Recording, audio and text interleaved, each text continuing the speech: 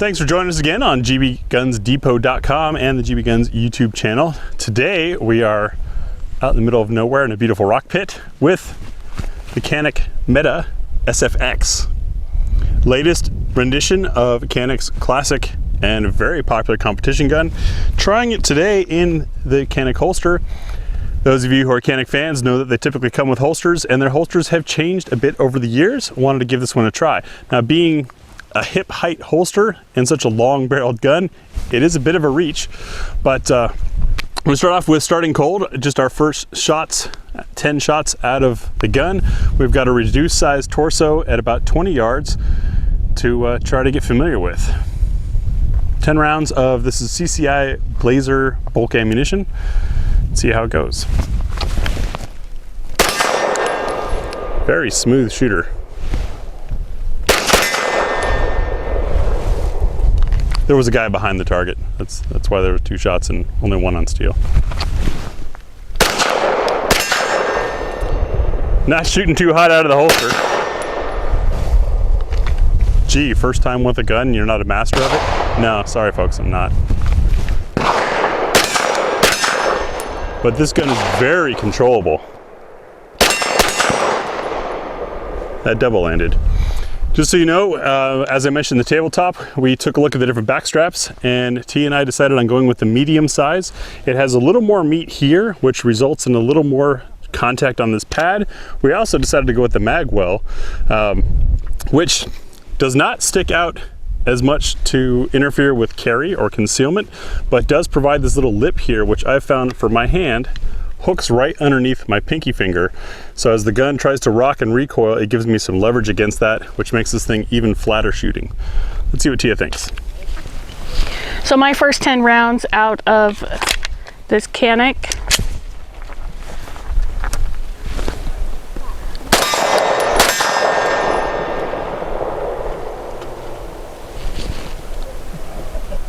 That took me a minute to, wasn't ready.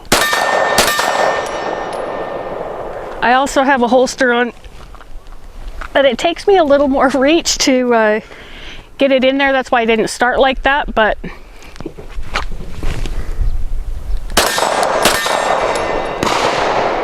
still doable. Obviously with some practice, I wouldn't look as awkward doing it. But having landed all 10 of those, only really had to scale back my sight picture trigger pull a little bit. It was still able to land all those. I'm really looking forward to the rest of the tests on this gun. It was staying really flat in your hands. It doesn't even feel like it's moving in my hand. That looked awesome. It's pretty awesome. All right, so next we'll do our full mag +1, followed by what's for dinner, the spinner test, the accuracy, and then our closing thoughts. And the crowd favorite, what's for dinner time. Now, as we scroll over each of these 10 different loads, you'll see, of course, that we're shooting different bullet weights, and each projectile has a different overall length, a slightly different shape to it. This is all going to affect how much pressure it creates in the gun, which is going to impact what we feel as shooters and the possibility of the gun functioning or not functioning. We have aluminum case, steel case. The ZQI, by the way, is nickel plated steel. That's kind of interesting. We go from 65 grain all the way up to 154 grain with this Ruag subsonic stuff here. Firing 3 rounds, looking to see, does it feed from slide lock? Is there enough energy to cycle and feed another round of the same type? And lastly, enough energy to lock the slide open on empty. The third shot is kind of just to reduce variables. We're not testing the magazine here, we're testing the compatibility of each of these loads with the firearm. Moving right into what's for dinner, we have the Civil Trainer from Liberty Ammunition. This is the 65 grain. And those of you who are Canik fans might remember that in the past there were issues with Caniks not liking soft loads. We'll see how this does. And circle number 1 today is top left.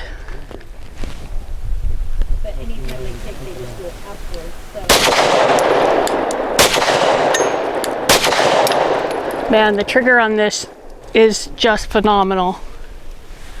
Looks like it might have surprised you there once or twice. It might have. And for circle number 2, Super Clean by Winchester. These are 90 grain.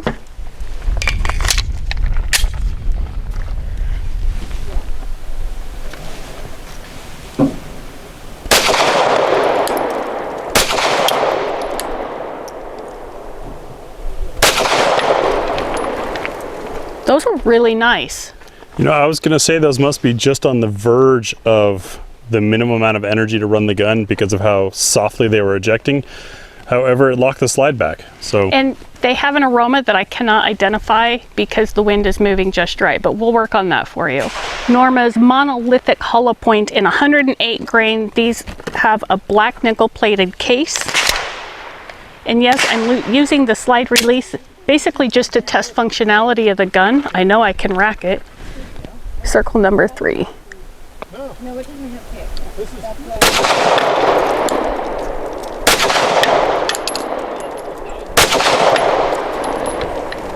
Those were very consistent in that they are predictable.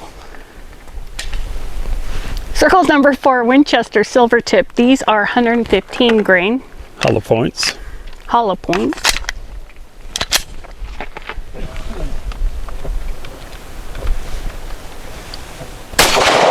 Oh, those move the gun more than any of the other types of ammo that I've shot through it today. Yeah, they're pretty violent. Making target acquisition take a little bit more time, but they're accurate. Silver Bear, 115 grain, nickel washed. They're labeled plated, but it looks more like a wash. You want to see plating? Look at the ZQI. Circle number 5. These tend to be spicy rounds. Yeah, I'm bracing for it. Actually, not too bad.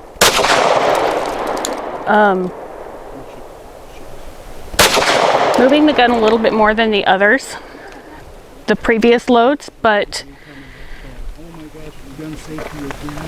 I was able to come back on target faster, so to me it wasn't causing as much flip. So. On our 6th load is the Blazer aluminum 115 grain, and remember we test aluminum and steel case because they have a different friction coefficient within the chamber.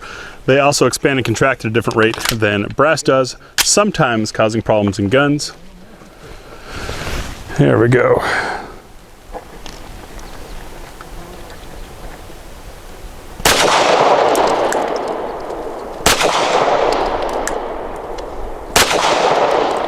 That's a nice trigger.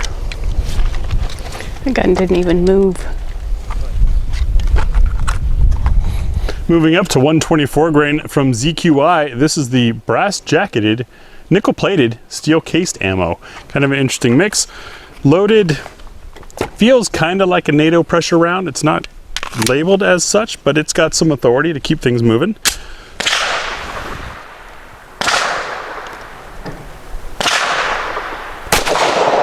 Whoa, I threw that one. This stuff does have more oomph to it. That high one is the first one. I was not ready for it. Also 124 grain Spear Gold Dot Law Enforcement. This of course is a nickel plated case and a very popular defensive load. Keep in mind when you've got a 5+ inch barrel like this, you're getting extra velocity. Make those hollow points open up nice and wicked.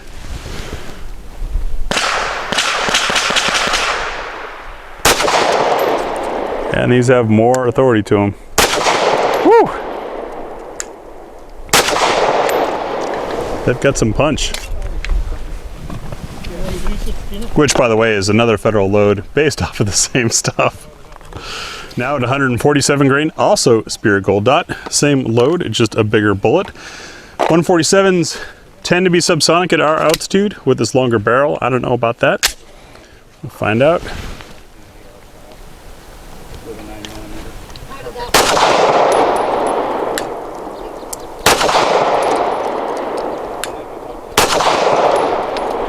Pretty good accuracy, no issues in the gun. Our heavyweight of the day is from Ruag, 154 grain. These I'm pretty sure are going to be subsonic even out of this longer barrel. See, a snubby nose, kind of a fat round.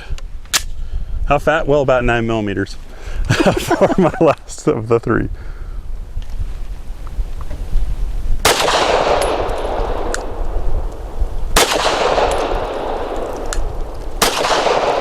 Those sounded pretty subsonic. Looks like I threw one. Yeah, down at the bottom. It's spinner time. Out there at about 15 yards, we have our 6-inch Titan Great Outdoors spinner target. This is a test of our ability to learn and manage these sights and this trigger. We've got 8 rounds of CCI bulk 115 grain, and as we hit that thing, it's going to start spinning. Our personal goal is to try to get it over the top. The more you hit it, the harder you hit it, the faster it spins, the quicker you've got to be on your trigger and sights. Of course, if you hit it when it's swinging towards you, it kills momentum and you've just lost your progress. So it's a little bit of a game and a little bit of a test of how well we can do with this gun, which is also kind of a test of how learnable this gun is. Let's see, here we go. Totally mashed that trigger.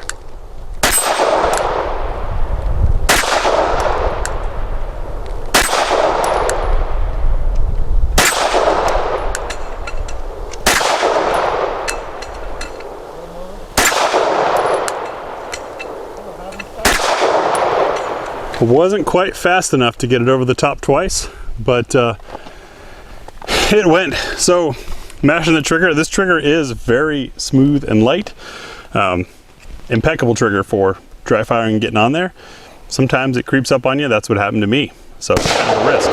Now, you may have noticed, as people who watched this test before with other guns, how much that swinger was moving with each hit. Longer barrel, more energy on target. It's hitting the steel harder with the same ammunition than you would out of a shorter barrel. So it kind of changes up the game for us. See how Tia does. 8 rounds.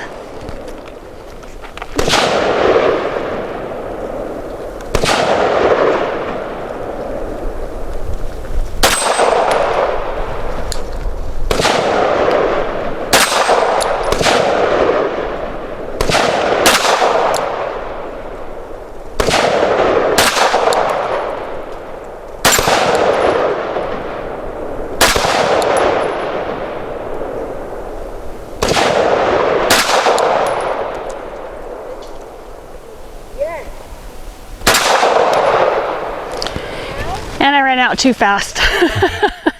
No, there really isn't. It's the sights go right back on target. The trigger is right there for me. This particular round, I didn't have my finger seated on the trigger right, but I was still concentrating on watching my momentum, seeing if I could make up for it, and I didn't. So that was a fault on my part. I should have stopped, repositioned my finger, got everything where it needed to be, and continued. Lessons learned. So for our accuracy portion today, we'll be using the Archon 124 grain, these gorgeous rounds. Match grade hollow points in a black nickel plated case. Pesky empty magazine. That was the empty bag. We're going Circle number 5, so the second row, far right. okay.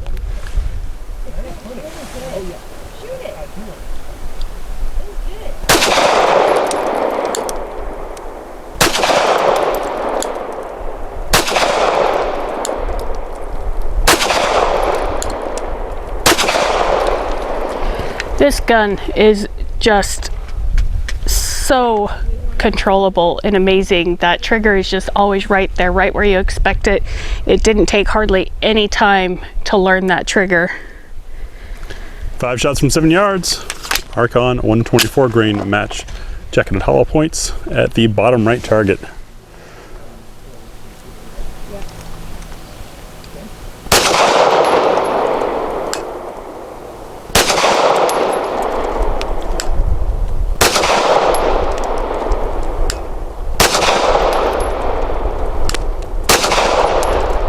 Nice. I'm really impressed with this. Straight from the holster and straight from the box, it's been dead on as far as accuracy goes. I can honestly say for me that anything that appeared not accurate was shooter error. I think that as comfortable as this is, as easy as that trigger and the sights are to learn, I personally got a little bit over comfortable, and I think that presented a challenge on the spinner.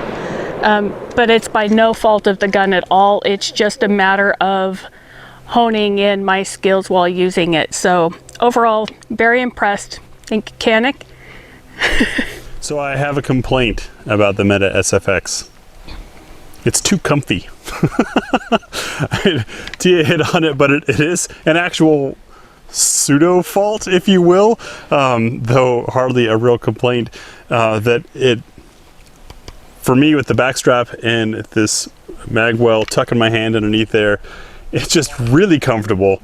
The long slide weighing a little more, giving that longer sight radius and being slower cycling is just really comfortable to shoot. And as a result, you find yourself getting lackadaisical on a short, crisp trigger, and you can screw up a shot because you're just so comfortable. It's like shooting comfort impaired, if you will. The flip side to that, I think running this at like a 4-day course or in competition, you can shoot this thing all day long and have zero complaints about it. Great reliability. The accuracy is certainly there. Just a good gun. Canik has, I think, really hit the meta with their meta line. As I said on the SFT, this SFX is a nice shooter. Thanks again for joining us on GB Guns, and remember, for more information and insights, check out gbgunsdepot.com.